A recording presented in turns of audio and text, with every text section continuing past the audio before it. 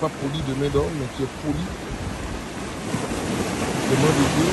Parce que Dieu a créé la mer et Dieu a permis que ce moule soit là, tout poli, des pierres d'ornement, des pierres qui vont servir d'ornement. Quelqu'un sera inspiré un jour et viendra régulièrement chercher des pierres pour en faire des pièces rares, pour en faire des pierres de collection. Ça, c'est l'œuvre de Dieu. Il crée des moules naturels, tout polis, et pour arranger toutes les formes qui puissent exister, tous les caractères, tout ce qui peut exister dans ces pierres, leur donner une forme, enlever toutes les mauvaises rituels, les polis, jusqu'à ce qu'elles deviennent des œuvres d'art.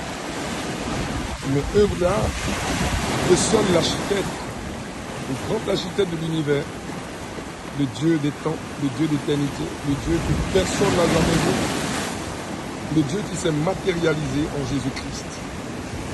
Lui seul a la capacité de te polir, de te donner la forme qui lui plaît, afin que tu sois positionné là où tu dois être positionné, pour être une pierre rare, une pierre angulaire quelque part, d'être une pièce maîtresse quelque part, d'être la pierre d'angle d'une maison, d'une famille, d'une société, d'une génération, d'une nation.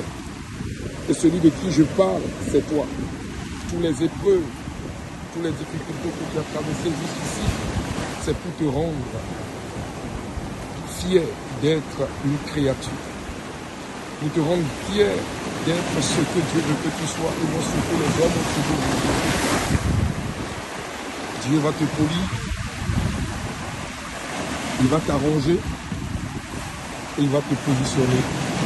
Et lorsque tu crois cette vidéo, sache que ça a commencé. Sache que tu es arrivé à maturité. Et maintenant, Dieu veut te révéler au monde. Voilà pourquoi tu as croisé cette vidéo. Et Jésus te fortifie. Il te donne le courage nécessaire. Et je t'envoie ce test que tu iras méditer. Ésaïe 50, verset 1 à 4. Méditer et sache que Dieu a mis sur tes lèvres la parole qu'il fait pour manifester sa gloire sur la terre. Amen.